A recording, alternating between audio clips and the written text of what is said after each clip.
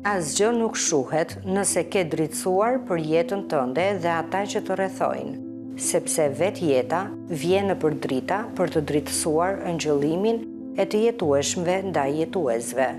Nderi është froni i historisë vetjake dhe asaj që trashëgojnë ata që vijnë pas. Dhe pse jo, edhe të këndojnë këngën, se kënga është vula, medalioni për të cilin krenohen ata që janë patriot dhe adetar, hyjnizuesit për driturinë, sakrificën, guximin dhe trimërinë.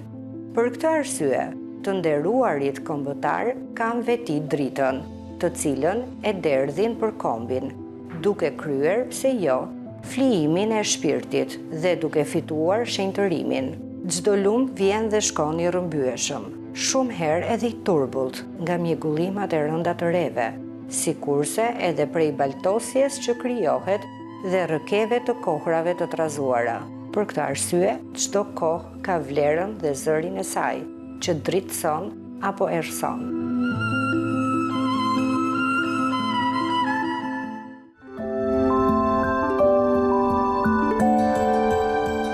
Mirëmbrëma nga këpucët e jetës. E kemi nisur këtë mbrëmje me disa vargje nga poeti i shquar, i konsideruar edhe si princi polifonisë shqiptare, Lefter Çipa. Për të njohur dimensionet e shumta të tij, unë kam kënaqësinë të kem të ftuar në studio të birin, gazetari i njohur, poet i talentuar gjithashtu, Aleksandër Çipa. Mirëmbrëma dhe mirë se erdha. Faleminderit shumë për ftesën. Tani, dua të kthehemi pas në kujtesë, je gati të mbathim këpucët e fëmirisë së bashku? Në mënyrë figurative, kuptohet. Dua të më thuash cili është kujtimi i parë që të vjen ndërmend, edhe pse mund të jenë të shumta, me babain kur ke qenë i vogël. Kishte një hije të rëndë dhe kur hynte ai në shtëpinë instinktivisht ngriheshim në këmbë. Atë ditë, nga pakujdesia vllai im, i dyti në radhë pas meje, Andrea, kishte rrëzuar një kartolinë në tokë, në dyshemen e shtëpisë kur inim, në dhomën e zjarrit, dhe ai e gjeti. Kuptohet, kishte kaluar dhe një ditë të këndshme ku nuk mungonte rakia, dhe gjyqi me fjalë që na u bë për këtë pakujdesi ndaj kartolinës, edhe sot e kësaj dite mund të riprodhoj atë ligjërim të tij. Kartolina nuk është thjesht kujtim, është një dokument. Është një dokument që zbardh miqësinë që ka një njeri me një njeri tjetër dhe për të cilën ai e ka dërguar. Nuk shpreh thjesht urimin e fundvitit, por është një marrëdhënie që ju nuk arrini ta kuptoni tani se jeni të vegjël, po do të ta kuptoni kur ta shihni në koleksionin e arkivit tim. Kemi kohë, do flasim për të gjitha, por tani unë dua të pyes pak. Di që ishte një talent i lindur në disa fusha, sepse tekstet e këngëve i shkruante ai, muzikën shpeshherë e kompozonte, luante në disa instrumenta. Në fakt, si ishte e gjithë ky dimension i tij në pjesën artistike dhe sa instrumenta luante, se nuk e mbaj mend eksakt. Që t'jemi sinqert, nuk është se ishte talent në instrumenta, por ishte një përdorues i tyre. Më shpesh i binte fizharmonikës, të cilët kishte 2 kopje të tilla edhe në Vatrën e Kulturës në Pilur, ku ai për jetën më të gjatë artistike ushtroi veprimtarinë ditore të tij, ndonse banesa shtëpiake ishte në qytetin e Imarës. Por këto pasione për muzikën, për kërcimin, për vallën dhe natyrisht më shumti për art krijimin e fjalës, e kishte marrë qysh në fëmininë e vetë në qytetin e Vlorës, sepse ai e kishte kaluar edhe një pjesë të rëndësishme të fëminisë, edhe rinin e parë dhe rinin e dytë i kishte kaluar në Vlorë.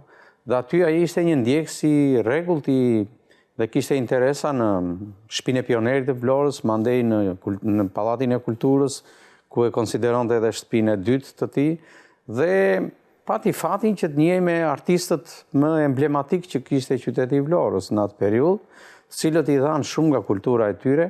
Vlora në atë periudhë nuk ishte një qytet thjesht homogjen për nga elita kulturore, por ishte heterogjene, sepse aty kishte përfaqësues të shkëlqyer dhe me erudicion, siç ishin hebrejtë e Vlorës, aty ishin familjet e famshme të Vlorës, të traditës, Aty ishin banor të hershëm të ardhur nga 2 prej krahinave më potenciale të Vlorës, ku ishte Labëria Bregdeti dhe pjesa tjetër e Mbysheqes së Vlorës. Kishte gjithashtu një raport me trashëgiminë dhe sidomos me trashëgiminë e familjeve të famshme historike të Vlorës. Ai e kishte një kurreshtje në natyrën e vet si njeri që të depërtonte në aulat e historisë dhe në institucionet e historisë. Dhe këto i pastaj konvertonte në një dije. Ajo që më ka bërë përshtypje dhe më ka mbetë dhe sot në kujtesë është që i mat prej një mbiemri mund dallonte origjinën dhe përcaktonte rrënjën genealogjike të personit që e takonte ose ja prezantoje. E jashtëzakonshme. Tani, në familjen e madhe Qipa, jeni shumë artist. Jam kurioztare tani kur ishit të gjithë së bashku, ku secili në një moment të caktuar mund të këndonte, dikush mund të kërcente. Si mban mend ti këto mbledhjet familjare, po them kështu? Po ishin 2 rrethe familjare. Rrethi i madh i vëllezërisë së babait, ku fatmirësisht ishin njerëz me interesa kulturore dhe të artit. Xhaxhai pas babait kishte mbaruar student i ekselencës në Universitetin e Shkodrës dhe kishte mbaruar për gjuhë letërsi, kështu që ishte në sferën. Edhe ai shkruante kritika, ka botuar dhe libër me poezi etj, por kishte një kuotë të analizës filologjike më të lartë se sa pjesa tjetër e familjes. Në një lloj pikpamje ai ishte mentori im i parë për qasjen që ishte ndaj letërsisë edhe ftohtësinë gjykuese dhe thellësinë analizuese.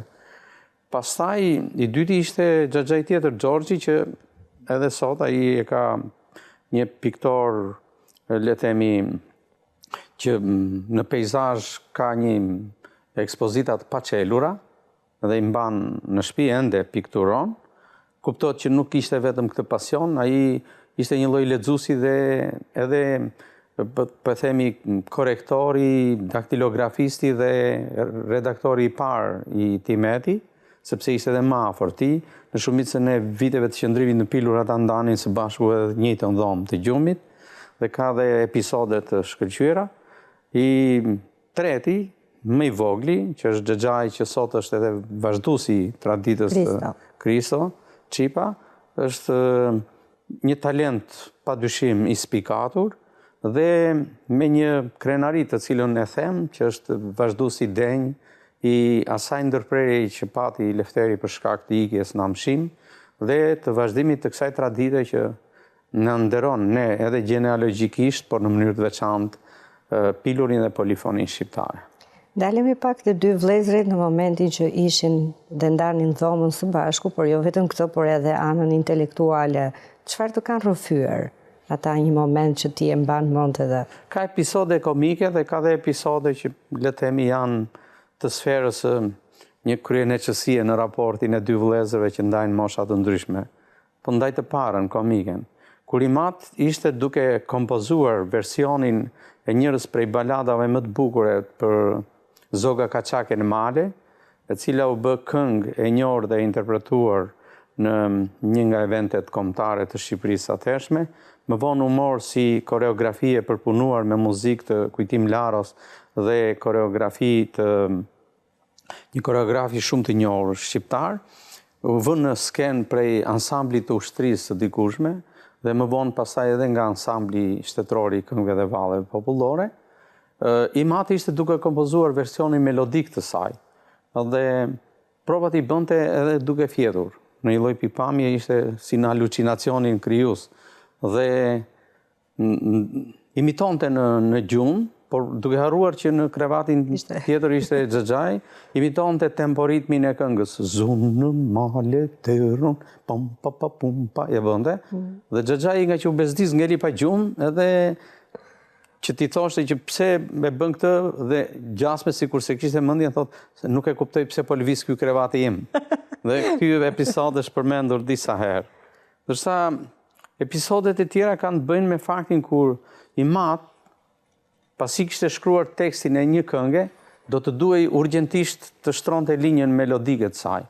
Sepse unë e them, jo unë, por të paktën e kanë thënë pjesa më e shkëlqyer e studimeve të polifonisë shqiptare, që një nga meritat vetjake të babait në polifoni shqiptare ishte kërkimi, ajo fryma novatore që solli në interpretim dhe në versionet melodike të polifonisë shqiptare, dhe ai gjithmonë e përpunonte versionin që të ishte në diferencë substanciale me këngën e mëparshme ose pararendse. Dhe këtë gjë shpesh e bënte dhe nuk donte ta humbiste, sepse nuk ekzistonin regjistratorët në atë periudhë, dhe nga që nuk donte që të krijonte stereotipin e mbajtjes në memorie të versionit melodik, dhe duke dashur mos ta humbiste momentin, na mblidhen e fëmijët dhe thoshte ky është versioni, dhe meqense ne pothuajse ishim gjithë të prafërt me artin, se motra i binte flautit, ishte liceiste, vllai tjetër Beni ishte dhe koreograf, por ishte edhe i binte klarinetës, ishte gjithashtu liceist.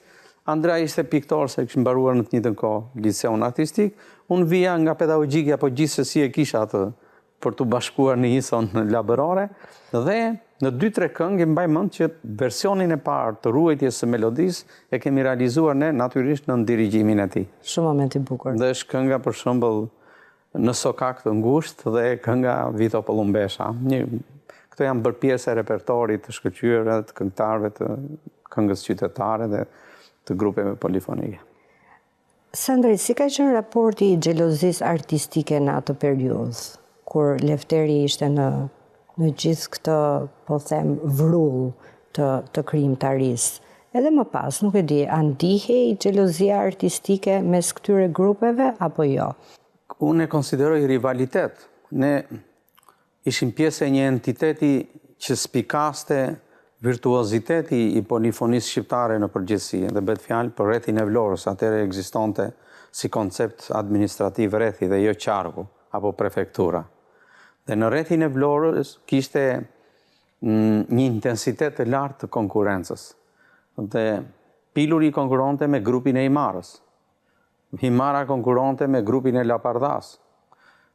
Ishin grupet e njohura dhe shumë të shkëlqyera të Vranishtit, të Tërbaçit, të Vezhdanishtit, të fshatrave të tjerë të Vlorës, të cilat kishin diferenca dhe kishin ambicie të fuqishme, të Kaninës, të Dukatit, se nuk dua të harroj askënd sepse do të hyja edhe në mërinë e mospërmendjes, por unë i dua shumë edhe i respektoj familjarisht shumë. Dhe në këto kushte konkurenca bëndet mundur që këto grupe të vepronin në përditshmërinë e tyre si trupa profesioniste. Ata bënin provat përditshmërisht. Edhe pse kryenin, pjesëtarët e grupit kryenin punë të ndryshme në blegtori, në bujqësi, në kooperativa, ku ishin sektorët atëhershëm e tjerë, por ata në orët e mbasditeve funksiononin si një trup profesioniste. Dhe provat që bënin, të paktën unë kam qenë korrent me 2 grupe, të cilat janë padyshim emblematike në polifoninë dhe artin e këngës polifonike shqiptare, grupin e Pilurit dhe grupin e Himarës. Ato ishin grupe që i përkisnin një entiteti nga pikpamja administrative, por diferent në shumë pikpamje të materjes që sillnin në folklorin shqiptar.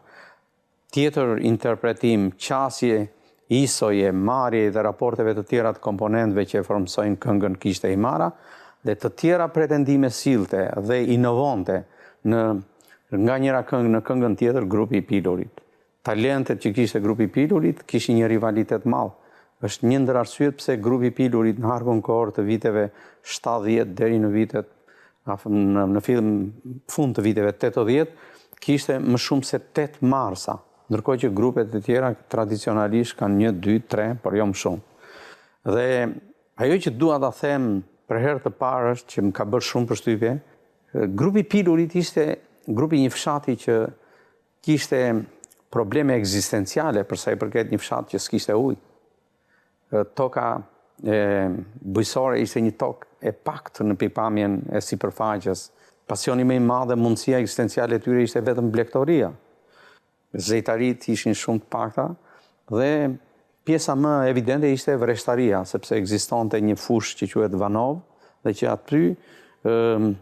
aty kam krijuar perceptimin pasi kisha lexuar qysh në fëmininë tim të hershme për vreshtat të parapara sipas imagjinatës sime nga këngët e Milosaos së Deradës. Dhe aty kuptova se pse bënte diferencën kënga e Pilurit në raport me këngët e grupeve të tjera të Labërisë dhe të Bregut të Detit. Por xhelozia ishte dhe shfaqej, të paktën unë e kam evidentuar pa mbritur ende në klasën e 8 të shkollës fillore, 8 vjeçare, ishte atëre, kur beshin festivalet zonale. Dhe festivalet zonale ishin festivale shumë serioze, me një seriozitet dhe përgjegjësi të lartë artistike nga drejtuesit e grupeve dhe interpretët e grupeve. Dhe rivaliteti aty ishte si në ato stadiumet e fuqishme të futbollit, një me ndashin tifozët, krijoi një emocion shumë i veçantë, spikaste talenti i interpretimit, pasioni, egoja pozitive, vlera artistike, kualiteti interpretativ dhe shumë gjëra të tjera. Ato do janë një pjesë nga më të bukurat e fëmijës sime në këtë marrëdhënie. Por kishte një xhelozi që bëj fjalë për administratorët e lartë të eventeve, sepse pasi mbaronte faza e parë e selektimit të konkurrentëve në festivalin zonal, kaloi në festivalin e rrethit, ku aty mblidheshin të gjithë kualitetet e rrethit. E më vonë pastaj zgjidheshin grupet në nivel kombëtar për të marrë pjesë në festivalet kombëtare të Gjirokastës, të Lezhës, Beratit dhe kryesisht edhe në eventet tjera kombëtare, siç ishin kongreset e dikurshme apo koncertet e majit, që ishin një nga i dhe Piluri e kishte këtë për shkak të këtij talenti dhe prurjeve, pothuajse ishte prezent përhershmërisht. Në takimet e mia dhe sa herë kujtoj Lefter Çipën, gjithmonë më vjen i njëjti imazh.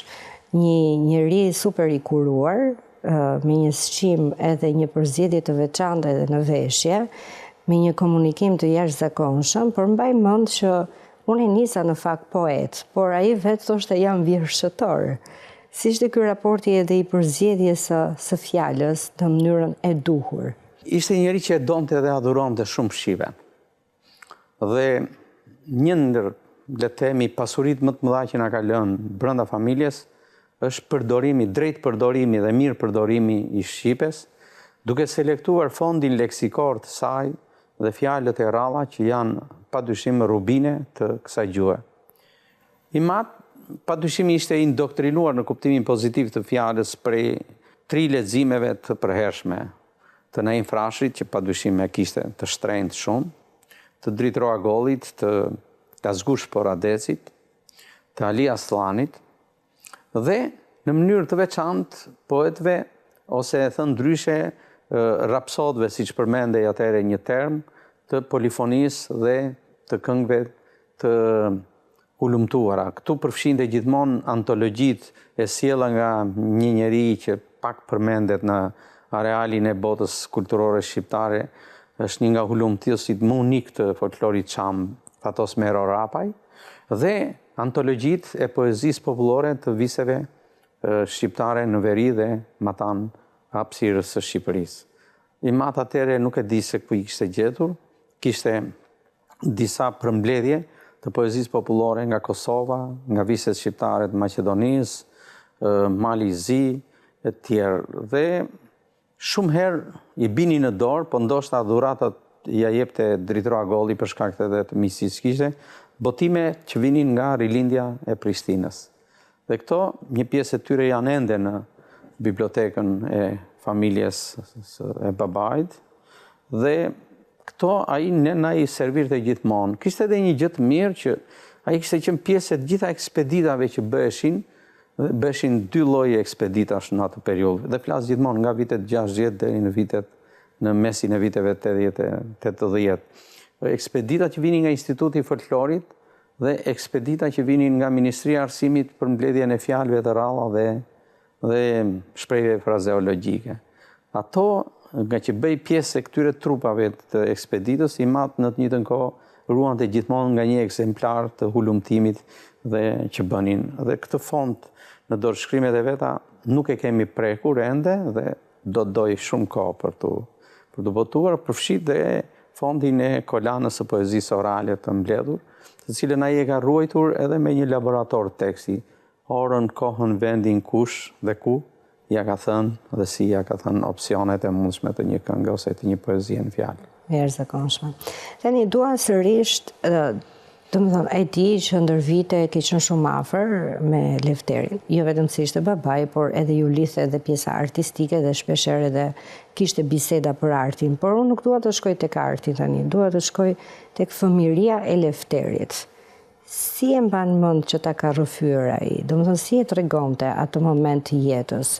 Kuptohet me nostalgji, por ka pasur edhe momente të bukura se fëmijëria të paktën shoqërohet me nostalgjinë dhe me bukurinë e saj. Nuk më ka folë shumë, jo mua, po dhe në shtëpi nuk na ka folë shumë për fëminin e vetë. Më shumë na kanë folur ose xhaxhallarët, edhe ata nuk e arrinin, sepse ata ishin më të vegjël se babai, por fliste gjyshi dhe gjyshja të cilët jetuan gjatë edhe ne i kemi ende në të freskët në memorien tonë edhe kaluam shumë bukur me ta.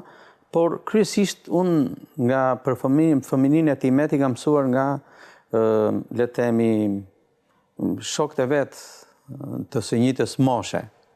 Para disa kohësh kur ndroi jetë i madh, më ka lënë një mbresë të jashtëzakonshme një cikël shkrimesh i botuar nga profesor i asociuar Dionis Çakalli, ka qenë një nga pedagogët e njohur të Universitetit Bujqësor të Kamzës, me të cilin kishte kaluar fëminin në qytetin e Vlorës.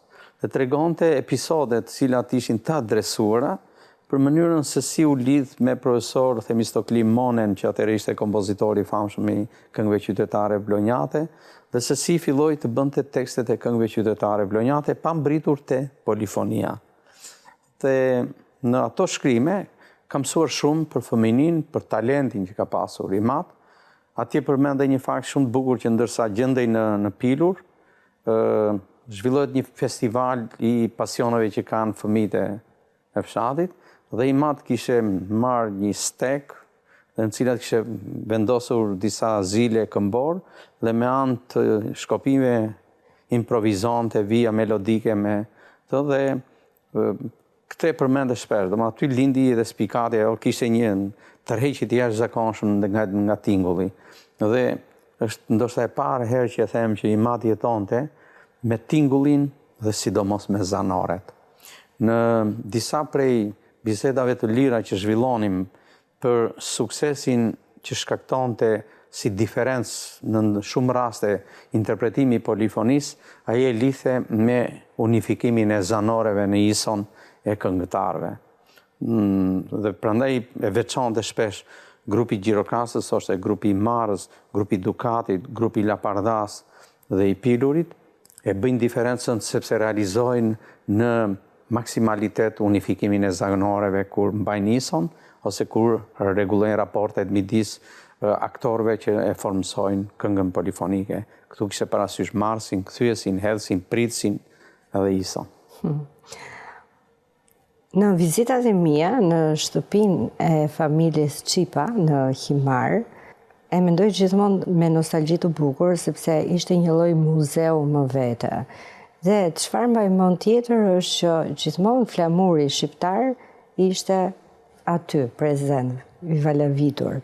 Por di që festat në familjen tuaj kanë qenë të veçanta, jo vetëm festa tradicionale që të gjithë i festojmë, por Lefteri kishte për zemër të festonte edhe ditëlindjet e disa poetëve që ai veçante, por do ta lë ty të më tregosh se si ishin këto festat e tjera dhe dashuria që kishte ai, dhe këtu e bën që një artist të ketë jo vetëm një dimension të madh si artist, por edhe si njeri. Lefteri e thoshte shpesh, bile bënte një humor, kur e ngacmonin se nga pikpamja religionare ti Lefter çfarë je, dhe ai përgjigjej në një përgjigje që po e them publikisht për herë të parë. Thoshte, unë jam ortodoks Bektashi. Dhe e lidhte këtë me Naim Frashin, të cilin e kishte poetin e zemrës dhe e vlerësonte shumë. E vlerësonte, dhe tash kam moshën që ta them këtë gjë, e vlerësonte sepse Naimi përfaqësoi pjesën më substanciale të identitetit tonë kombëtar. Akti i tij si proces ishte vënia në dispozicion e talentit të tij për identitetin dhe njëjtësimin identitus të shqiptarëve, domethënë për gjuhën dhe kryesisht për verbin si poezi dhe si mundësi, si mjet komunikimi. Ai e vlerësonte këtë dhe prandaj i dhuroi dhe ishte shumë koshient një nga elegjit kryevepra që është bilbili vëndeve të mija more na im Shqipëria. Dhe i vlerëson dhe gjithmonë datat kalendarike të jetës na im Frashërit. Ai sa ne fëmijëve ti na brumosi dhe na krijoi dhe na ka krijuar, na i ka lënë në fuqi këtë, edhe një raport mistik me Naim Frashën. Nuk harronte kur ngjarjet familjare dhe ditëlindjet e miqve të tij, ku në mënyrë të prershme përfshinte dritërojnë, e kishte dhe mbajtën një raport të pakrahasueshëm me askën tjetër, por në mënyrë të veçantë pastaj poetët si Xhevair Spaju e kishte shumë mik Xhevairin, Jorgo Bllacin, që e donte jashtëzakonisht dhe sa herë mbrinte në Tiranë nuk mund të mos takohesh me, shkonte direkt ku mblihesh tek vjeshta që ishte atëherë Agim Xhekës, dhe këto ditëlindje të tyre ose ngjarjet familjare gjithmonë na i përcillte edhe ne si. Ndërkohë që nuk dua të përjashtoj raportin që kishte me artistët e Vlorës dhe artistët e Gjirokastës, dy qendra të cilat ai i kishte të përzemërta. Gjirokastën për një arsye nostalgjike sepse ai ka lindur në fushën e Çajupit, ku shtektonin më herët stërgjyshi im dhe gjyshi i tij me bagtit, dhe për periudhën verore shkonin ata në Gjirokastër dhe ne ishim vëllemër me sinanajt e Gjirokastës, dhe për periudhën e dimrit shtektonin ata dhe vinin në zonën e Bregdetit. Dhe kështu që ruhej kjo traditë. Dhe në Gjirokastër ai kishte konfidencialitete të fuqishme me shkrimtar të njohur të atij qyteti. Në atë periudhë kishte miq të përzemërt, Tasim Gjokutën, Beki Marxhin, në mënyrë të veçantë Koço Kostën, edhe nuk po të përmend edhe artistë të tjerë, sidomos piktorë dhe skulptorët, Stefan Papamihalin, që donte shumë. Ndërsa në Vlorë padyshim ishin artistët e famshëm të Vlorës, Skënder Kamberi, Nestor Jonuzi, shumë të tjerë që ai i donte shumë dhe i vlerësonte, Piro Cakrani që ishte edhe kryetari i lidhjes së shkrimtarëve të Vlorës, por kërkoj ndjes nëse nuk përmend se nuk dua të bëj renditje, por ishin shumë dhe raportet që kishte ai me ata, Haxhi Dalipin sepse e lidhte edhe puna shumë për shkak të, edhe shumë të tjerë, kështu që ai ishte njëri që lëvizte në kohën e pamundësisë për lëvizje. Se Shqipëria atëhershme nuk ishte as mjete, ishin të vetmet linja ditore, ato të autobusëve që zhvillonin, ndiqnin, niseshin në mëngjes dhe ktheheshin në mbrëmje. Por ai e gjente mundësinë dhe unë sot habitem se si ja ka dalë që ai të lëvizte aq shumë dhe aq shpesh. Në këndvështrimin tim dhe në memorien time, ai ka mbetur si një kampion i lëvizjes në Shqipërinë kur nuk mund të lëvizje. Ti the pak më parë në lidhje me tingullin, me zanoret, edhe se si improvizonte edhe për të lëshuar muzikë, por unë doa të pyes pak për poezinë. Kur ka filluar të shkruaj poezi dhe ti ke një kujtesë të jashtëzakonshme, nuk e di nëse e di apo ta kanë thënë, kur ka qenë poezia e tij e parë, kush ka qenë? Ka shkruar tek libri që e la së fundi ai, Njerëz me dritë. Njerëz me dritë, po. Ka qenë 16 vjeç kur ka nisur bërjen e teksteve të këngëve qytetare vlonjate. Këngë më të suksesshme dhe që e mori nga një arketip ka qenë kënga Thëllëzat kur hedhin valle. Në fakt, ajo ka qenë një këngë e hershme, tradicionale, që fillonte me një varg shumë gati provokativ, se ishte kaurkat kur hidhin valle. Dhe i mate mori dhe atëre kuptohet ishte periudhë tjetër dhe e shndroi në Thëllëzat kur hedhin valle. Në fakt kjo ngjiti sepse melodin e kompozoi Liu Mone si kundërthon në Vlorë ose Themistok Limone, dhe pastaj me atë pati bashkëpunime që bëri disa këngë të njohura tash nga fondi i shkëlqyer i këngëve qytetare vlonjate. Mirë, unë tani dua të bëjmë një shkëputje të vogël, sepse do të dëgjojmë një poezi dhe pastaj do të rikthehemi për të folur edhe për shumë gjëra të tjera. Kalojmë tek inserti. Erdhën zogj dhe shndruan, çelën lulet prap u than. Kot që bashku dashuruam, se prej saj shpejt u ndam.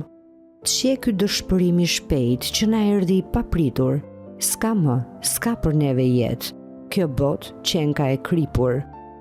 Të kripur e kemi shpirtin, ku do prehet nuk dihet, Ndaj, nuk e besoi ungjillin, sikur nuri të më digjet.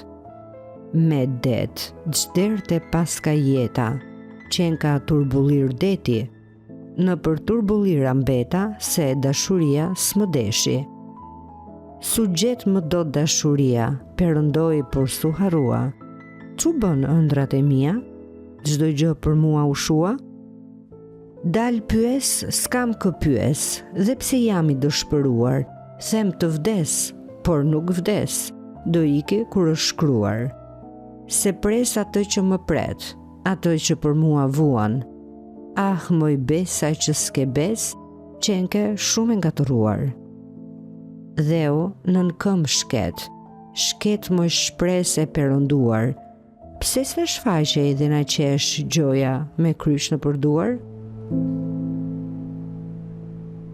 Ndërkohë që po dëgjoja poezinë, Sandri, po shijoja në të njëjtën kohë elegancën e Lefterit, jo vetëm vizualisht, por edhe në mënyrën se si shkruan, kështu që ka një lloj elegance në të tërën.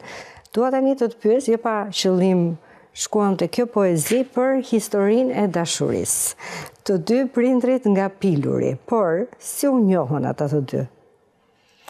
Po në Pilur, në fakt ne i kanë rrëfyer në mënyrën e tyre të dy.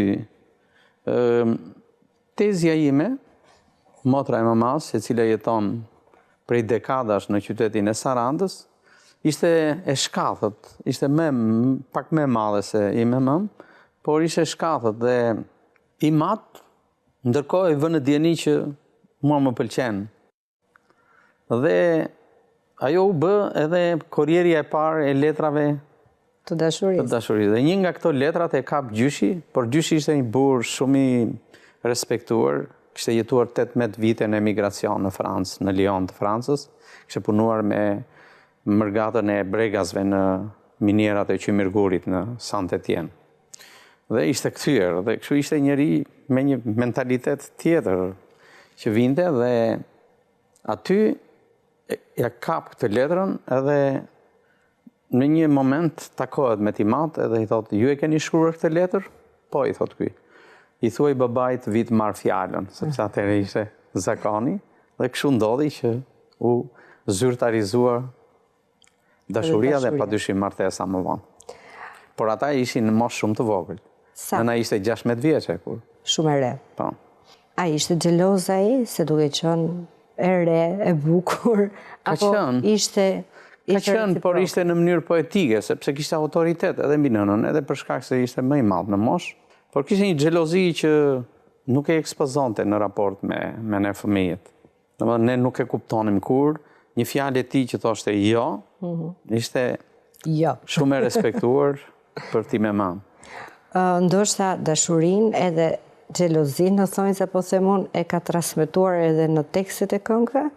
Mund të ketë, në fakt nuk është se kam bërë një zhbirim psikologjik në tekstet e Timeti, ka pas momente që shkesh më kanë shkaktuar edhe humor, që kanë nxjerrë atë natyrën lirike dhe pse jo, një njeri që e vlerësonte estetikën, jetonte me lirizmi në përgjithësi, ndonse ai ndante dhe i kishte mishërim të 4 zhanreve kryesore dhe tradicionale të poezisë, edhe lirizmin, dhe dramatiken, edhe tragjiken, prandaj jo më ka të përmenda një këngë dhe poezi që ka i për Kurbetin, e çuditshme se Kurbeti nuk, ai s'kishte edhe pas shansin që ta përjetonte, thjesht e kishte huazuar si perceptime dhe si asociacion nga folklori shqiptar.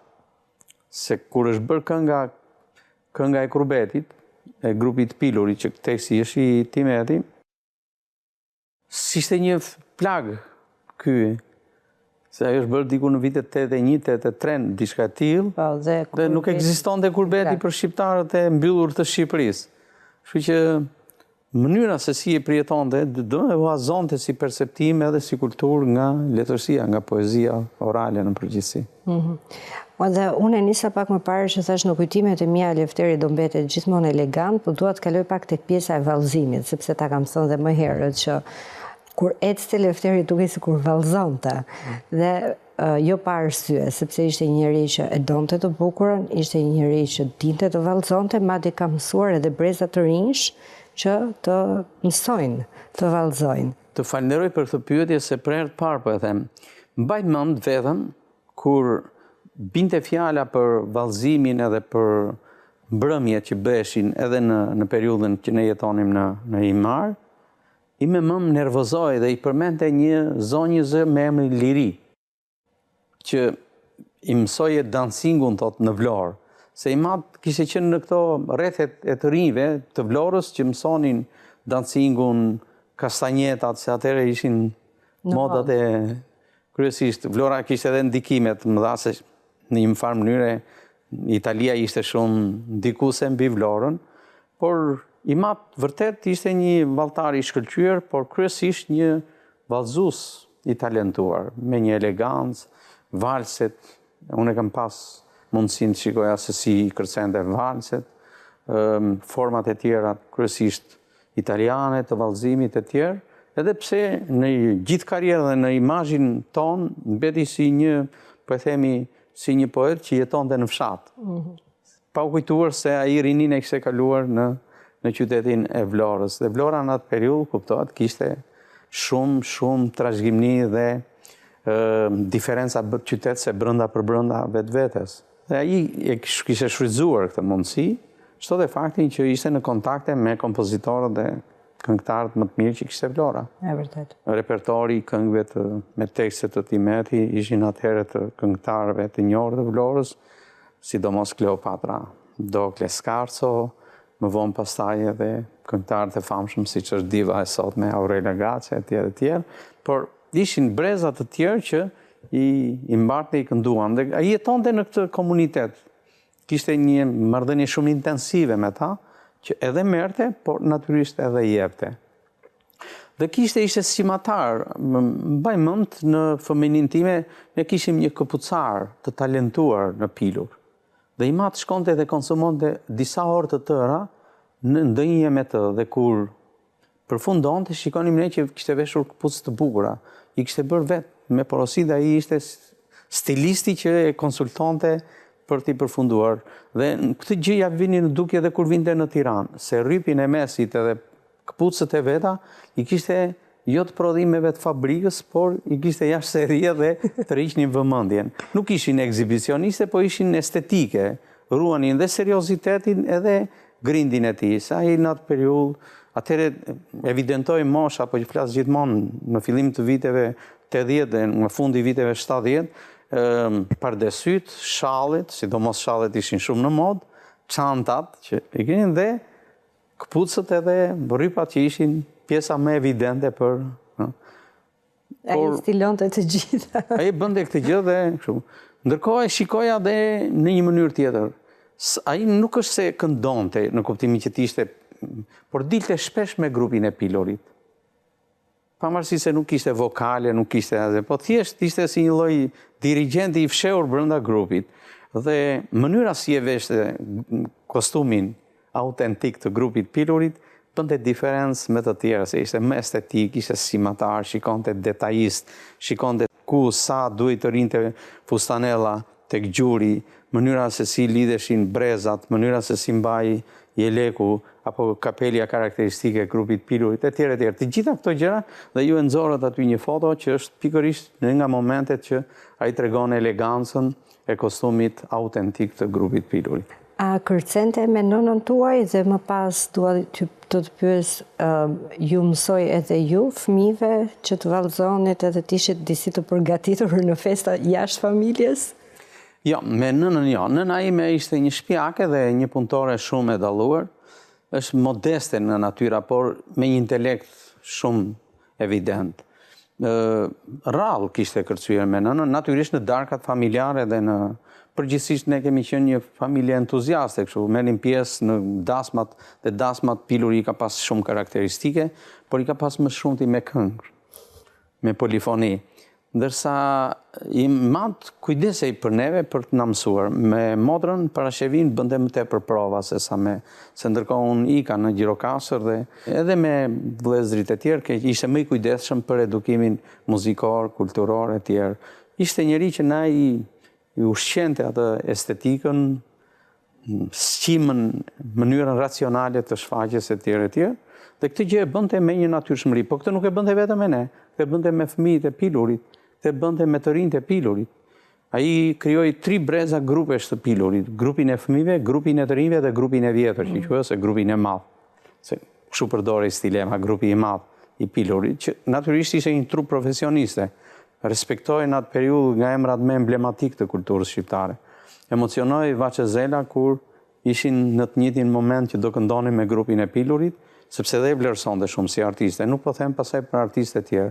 I Mati ishte mik shumë konfidencial me kompozitorët e shquar të Shqipërisë atëhershme, me Çezaden, Tishdajin, Kujtim Laron, me dhjetra tjerë, sidomos me Limoz Dizdarin që e kishte mik të shtrenjtë, edhe ne kemi të shtrenjtë edhe sot e kësaj dite.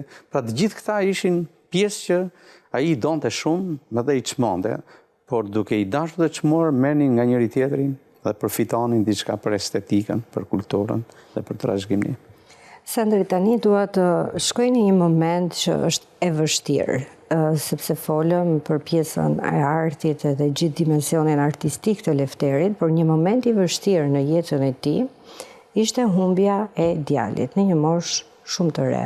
Atje ka dedikuar edhe një libër, por më trego pak si e përjetuat të gjithë ju në familje, sepse të humbësh në radhë të parë Lefteri fëmijën dhe nëna fëmijën, e ishtet edhe ju pastaj që ngelet pa një vëlla.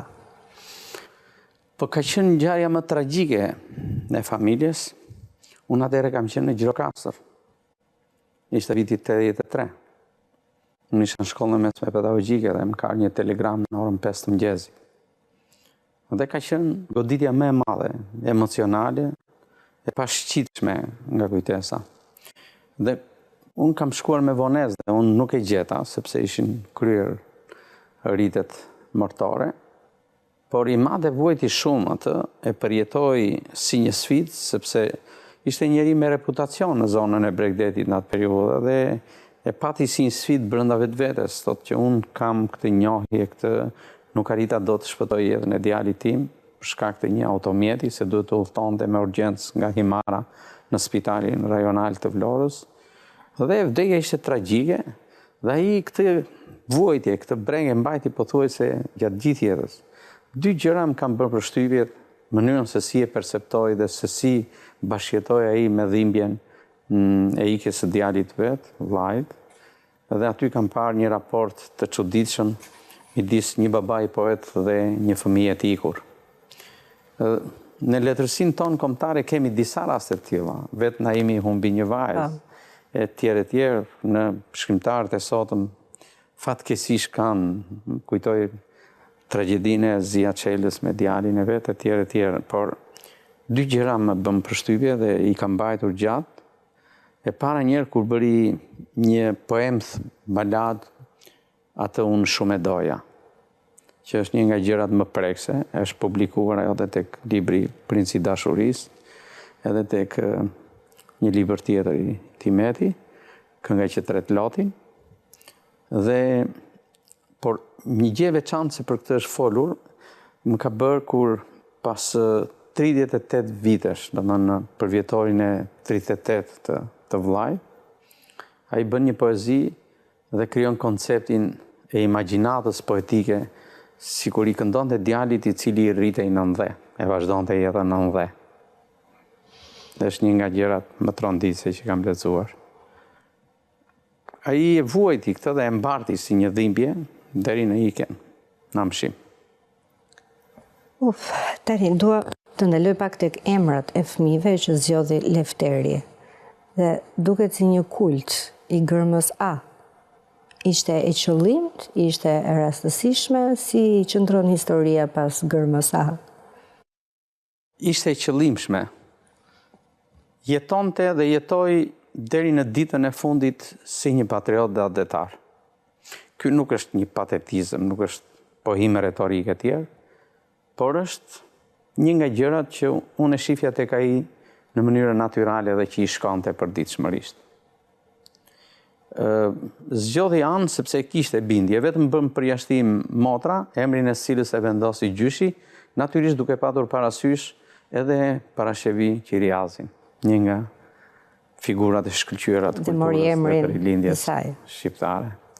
Ndërsa babai ishte i lidhur me atë deon dhe me sidomos me simbolet e identitetit kombëtar. Dhe më duhet ta them që në momentin kur pak ditë para se të ndronte jetë, në ato gjakun e famshëm të tij, ne shkëmbyen këtë bisedë me një qetësi olimpike, më tha, Sander, unë po iki, duhet të më nxjerrësh nga shtëpia ime me flamurin tim, duhet ti fillosh ti pari duar trokitjet kur dalësh në pjatës, sepse jam burr që meritoj duar trokitje, e tjerë dhe kur të më hedhësh dheun e fundit mbi varin tim, do të vendosësh atë flamurin tim aty, dhe do jalesh amanet fëmijëve tu, që ai flamur të mos bardhet asnjëherë aty. Do kalojmë tek disa foto dhe do ndalemi shkurtimisht tek secila që të kemi kohën e duhur, edhe pse fotografitë janë të shumta, kujtimet janë të shumta, por dua një koment për të falenderoj për këtë foto. Ajo është këngëtarja Vasilo Koka, përndryshe Bejka e Bardhë. Këngëtarja e këngës emblematike lirikës kryevepër Lefterit, Bejka e Bardhë. Në vitin e fundit të jetës së Timeti, ndërsa ndodhej në spitalin e traumës në Tiranë, kjo zonja që është emigrante në Athinë, vjen enkas për ta vizituar Timat. Dhe ka sjell një monofoni të shkëlqyer, e cila më ka ngjethur dhe më mban ende në emocion. Do ta kem pjesë të fondit arkivor të Muzeut të Fjalës Lefter Çipa. Ndër të tjera, në atë monofoni thot, kam ardhur të bëjmë prova këngën tonë të re, e të tjera. Dhe na ka shkaktuar në lokalin ku po hanim një drek, një emocion shumë të veçantë. Aty unë i kam besuar të thënës së Lefterit, që ai nuk konsideronte kryevepra asgjë tjetër të jetës së tij, por kryevepra ime dhe e vendit tim është grupi i Pilurit. Dhe me të drejtë. Mirë, do të shkojmë tek një tjetër foto. Në fakt janë disa vargje nga Petro Marko, që thot, këngët e bregut ton kanë gjetur një bilbil, edhe të them det, edhe të them koral apo guask, prap nuk i ngatroj gjërat. Po, si ka që takimi parë i Lefterit me Petron, dhe më pas do dëgjojmë edhe një audio të shkurtër, atë e kam aq për zemër dhe nuk e di pse nuk ka ditë që mos ta dëgjoj, është një këngë e realizuar nga grupi Pilurit, por që e ka shkruar Lefteri pikërisht për Petro Markon. Po, kishte disa arsye për ta bërë të përjetshme dashurinë midis Petro Markos dhe Lefter Çipës, po më së shumti për të Lefter Çipës për Petro Markon. Sepse Petro Marko ishte një shkrimtar shumë më i madh dhe shumë më i njohur se sa i madh. Petro Marko ishte një shkrimtar që e kishte dimensionuar konceptin e bregdetit shqiptarisht më shumë se kushdo tjetër në historinë e bregut të detit. Më herët e kishte bërë në vitet 30 Neço Muko, me grupin e famshëm edhe me këngët e famshme të Imarës regjistruara në Paris, dhe pastaj Petro Marko përmes letërsisë së tij. Dhe Imat, duke qenë në një disproporcion moshor me Petro Markon, e adhuronte Petro Markon. Kish një fat që ndoshta nuk e kishin artistë të tjerë të dijes për jetën biografike të Petro Markos, sepse duke qenë nga një entitet nga bregdeti, nga 7 fshatrat, Lefteri nga Piluri dhe Petro nga Dërmiu, Lefteri kishte ditur edhe pengesat që i kishin sjell disa njerëz të vendlindjes vet Petro Markos. Dhe për këtë shkak kishte një ndjenjë të, le të themi, të fajësisë në emër të një artistit madh të penës dhe të mendjes siç ishte Petro Marko. Dhe këtë, le të themi, ndjenjë përgjegjësie e konvertoi në dashuri për Petro Markon. Dhe vinte enkas, edhe pse në atë periudhë Petro për shkaqe të njëjta nuk është se shfaqej shumë në publik dhe i kishte të kufizuara daljet. Kur Imat vinte nga bregu i detit, e dinte që në këtë orë ose në atë do të kalonte aty ose do të gjendej dhe e takonte enkas. Në atë periudhë i matë kishte bërë emër me këngët e grupit Piluri dhe padyshim Petro ishte krenar për atë që vinte si fjalë e shkëlqyer e artit shqiptar prej bregut të Dedit. Dhe për këtë arsye ai e çmonte shumë dhe këtë konsiderat e ka dhënë kur ata pinin një kafe dhe raki në atë oborin e lidhjes së shkrimtarëve. Atje ja ka thënë dhe i matë ka shkruar me dorën e vet. Dhe kuptohet që ishte i lumturuar sepse ai e donte një lloj kuptimi, ndoshta edhe me naivitet, e donte çfarë mendonte Pedro Marco për artin që vinte nga Bregdeti. Dhe me qënë se jemi tek Pedro Marco, dua të dëgjojmë vetëm për pak, e di që jemi në limit të kohës dhe të flasësh për figura si Lefter Çipa do duheshin ditë e net, por shkojmë e dëgjojmë vetëm për pak audion që bëm pikërisht fjalë për këngën. Verani shkrin borën ti si mëri pa dukur.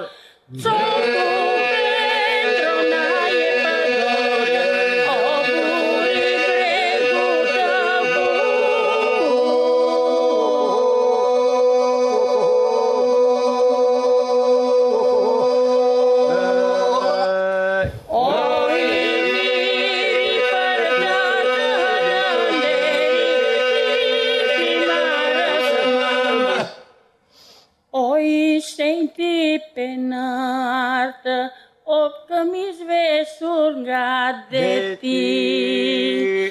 Nuk e di, por kur e kam dëgjuar vite më parë këtë këngë, jam emocionuar e shumë sa kam qarë dhe sa herë dëgjoj emocionohem po njësoj. Dhe ndihet, edhe vlerësimi ndihet çdo gjë. Domethënë është një këngë që buron vërtet nga shpirti, me të gjithë tekstin që mbart. Por thash, jemi në fund të kohës dhe dua të të pyes pak edhe, më ka ngelur dhe shumë të tjera. A mund ta bëj vetëm një ndërhyrje për këtë? Po. Ka një strofë që është sintezë e jetës së Pedro Marcos. Zojt e qielli të gjerë vinë të lodhur që nga Spanja, o behar i pambaruar mbete zog në përmërgata. Shumë e bukur. E jashtëzakonshme, jo vetëm ky pasazh, por e tëra për mua. A ka pasur një breng Sandri Lefteri?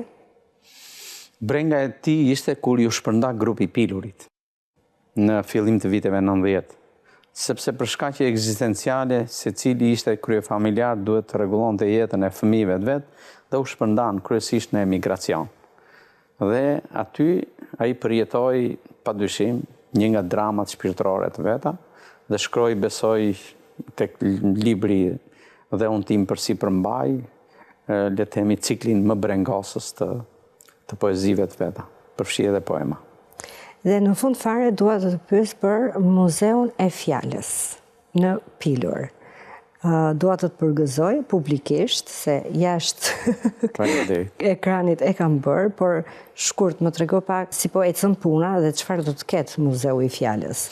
Po do të doj kohën e vet, dhe unë jam koshient për këtë gjë, por ajo që mund të them unë është konceptuar bashkë me arkitektin dhe bashkuratorin Endri Marku, do të ketë elemente që ekspozojnë krijimtarinë e Timeti, quhet i Fjalës sepse do të jetë në 3 mundësitë në formën skriptuale, audiovizive, vizuale dhe ilustruese. Është një arkiv shumë e pasur, edhe nga pikpamja artefakteve kulturologjike, dorëshkrimore, fototek, fonotek, koleksionet e librave të së njëjtës gjenealogji, pjesa tjetër pastaj e arkivave që kanë të bëjnë me dokumentacionin, me hulumtimet dhe me konsideratat. Do të jetë një cikël i plot i barkodeve që do të jenë mundësi për ta përdorur në 2 opsional, edhe me artefakte, por edhe me të informatizuar dhe digitalizuar gjithë, le të themi, kontributin dhe arkivën e Timeti dhe të grupit të Pilurit, por ajo që unë jam krenar është që do të jetë një qendër edukimi të brezave të rinj në një vend dhe në një fshat të vogël që sikundër e kam konstatuar dhe më herët, më shumë se sa ujë ka kulturë. E vërtet. Sandri, unë dua të të falenderoj shumë që ishe me mua, edhe e lam me kaq ndoshta për të ritakuar në momentin të dytë për të folur më gjatë. Unë ju falenderoj për këtë mundësi Ndaq më tepër për evidentimin e profilit të Timeti. Faleminderit. Dhe në fakt unë këtë mbrëmje do të mbyll pikërisht me disa vargje të Lefter Çipës që thot: ikën zogjt, ika unë, lam të mirë o miq dhe shok, do shkoj atje ku kam punë, do shkoj në një tjetër botë.